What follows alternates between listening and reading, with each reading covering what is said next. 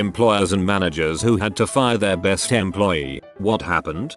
We hire a lot of people in recovery who are a part of the drug court program under the condition that they will be terminated if they go back to jail for drug alcohol charges. This co-worker was our hardest worker and always picked up shifts and got tons of compliments. So it really sucked when she relapsed and failed her P test with drug court. She got sent to jail for a week and we had to fire her. I still kept in touch with her, and when I found out she was pregnant, I convinced my boss to hire her back. One last chance. I'm so happy I wasn't wrong because she's about to celebrate her 4th year of sobriety and she's now management.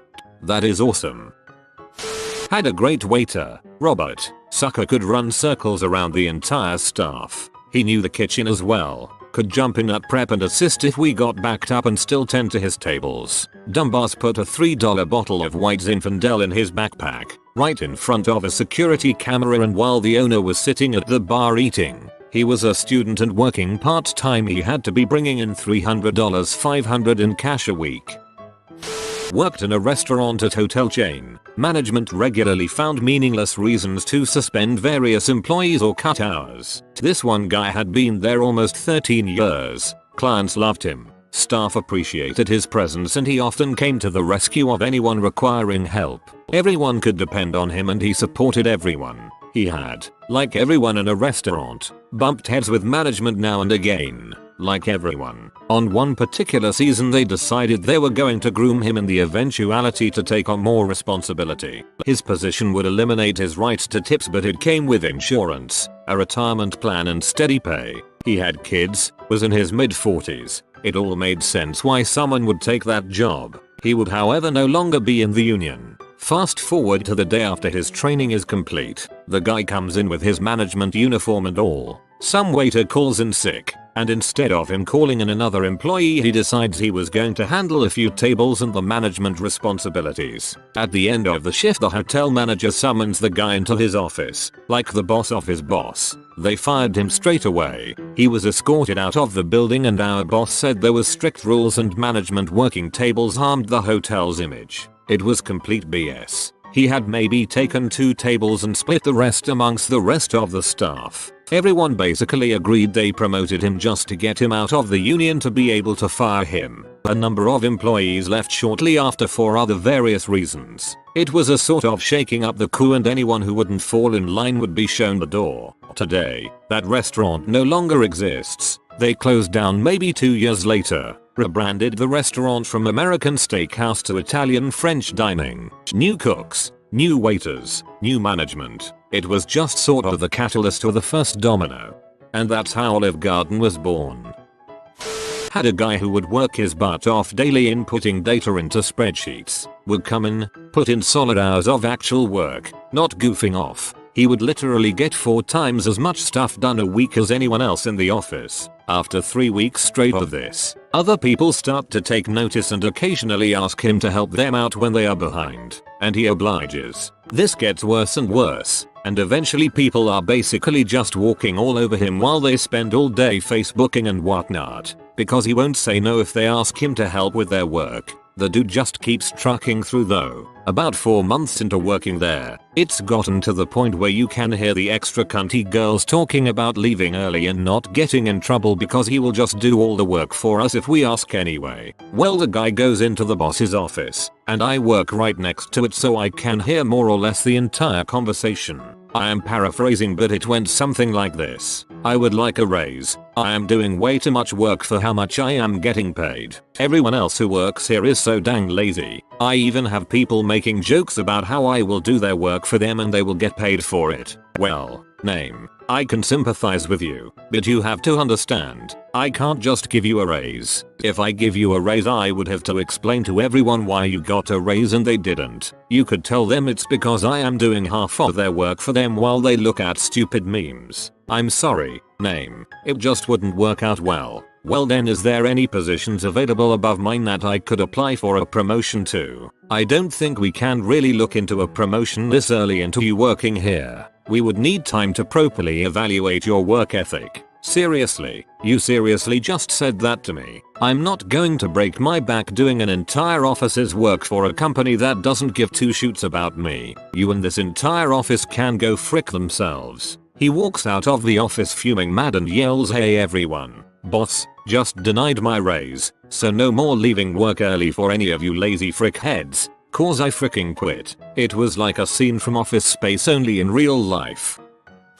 He was one of my best weekend workers, dependable, always on time, really good at his job. I got a call from my management on the 4th of July saying we are going to need to find a replacement for name. I say, why? Did he find a better job? My management, no, he was arrested for murder last night. So let's just say I didn't have the chance to fire him. I was dumbfounded when I got that call.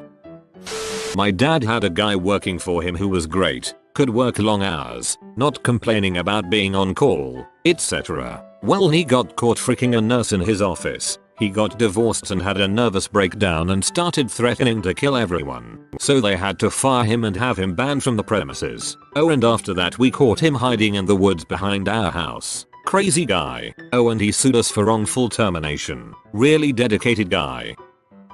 Top manager for retail job I worked at lost her keys to the store that also had the keys to all the registers on the keyring. The registers started going short or would be empty aside from the change and dollar bills in the drawer. This went on for months. Corporate found out after installing a new set of security cameras overnight without her knowledge. She enlisted a group of sales associates to do most of the dirty work, but they found out she was the ringleader when they found out all the sales associates would bring her the stolen money and she would dole it out after taking her cut.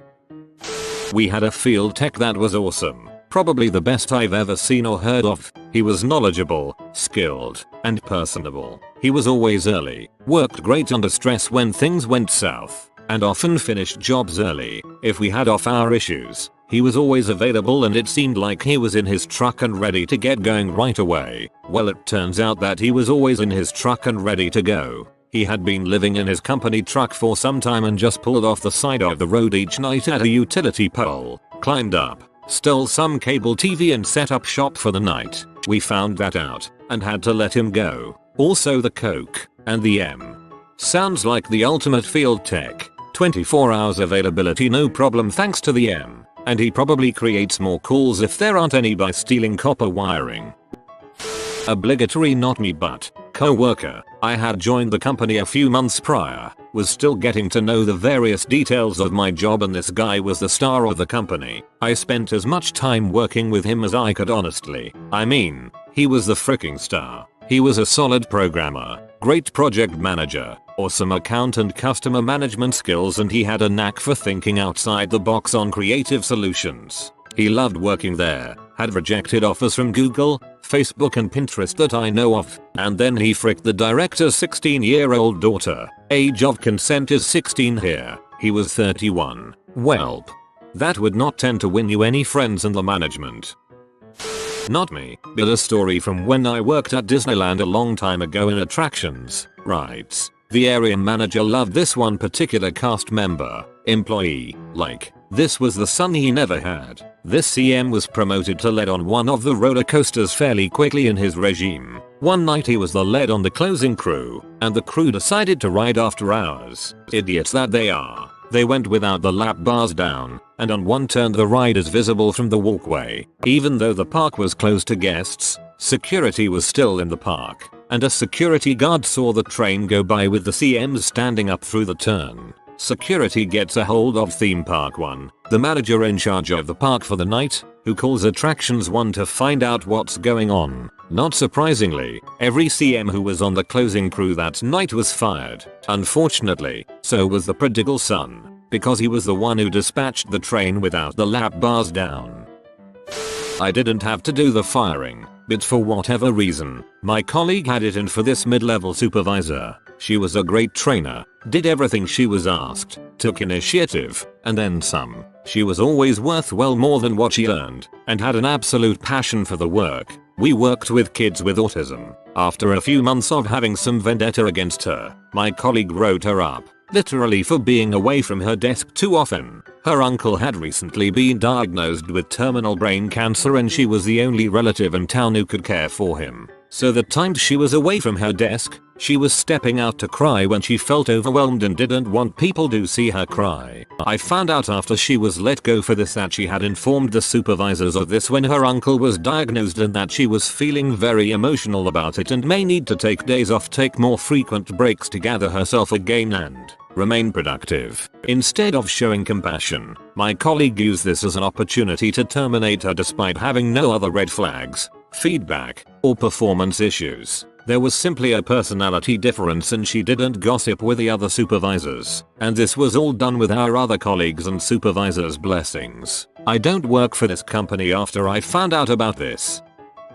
Obligatory happened to a coworker working at a bank. My branch had the biggest superstar in the state, always crushing sales numbers. He generated more revenue than the rest of the branch combined. He set up a really big business account presentation, but his mother died literally on the day he was supposed to give the talk. Branch manager stepped in, held the presentation. The guy had built everything up. It was essentially a done deal. Branch manager just had to get a signature on the paperwork. Obviously feeling bad for him, thinking he deserved the credit, they booked the deal under his name the next day. Technically, to get credit for a deal you have to be there at signing. Both were fired within a week for sales manipulation or full use of the rules. If you are new to the channel, you can subscribe. I publish new videos every day. Until then, check another video, or don't. Either way, have a great day you magnificent people.